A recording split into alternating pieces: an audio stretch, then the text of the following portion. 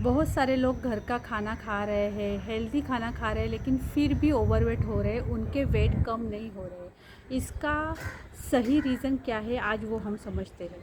ये 3 चीज़ें हैं, उसका ध्यान आप रखेंगे तो आप शायद अच्छी तरह से वेट लॉस कर पाएंगे। सबसे पहला है खाने की क्वांटिटी।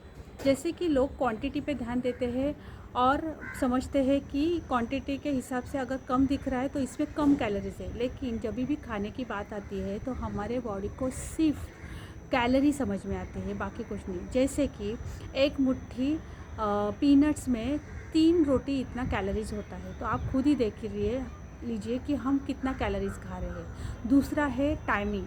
जैसे कि हम खाने के बाद तुरंत क्या करते हैं, अगर हम खाने के बाद तुरंत सो जाते हैं तो ये बहुत ही गलत बात है, क्योंकि खाना खाने के बाद हमारी एनर्जी एकदम से हाई हो जाती है और सोने के बाद लो हो जाती है। तो क्या होता है, बॉडी कंफ्यूज हो जाती है, फिर वो खाना पचाती नहीं है, उसका फैट में कन्वर्जन कर देती है।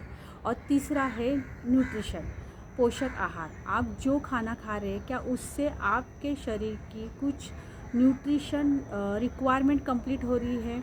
जैसे कि आपकी प्रोटीन की रिक्वायरमेंट है, फ़ैट की रिक्वायरमेंट है, कार्बोहाइड्रेट्स की रिक्वायरमेंट है, वो सब पूरी हो रही है।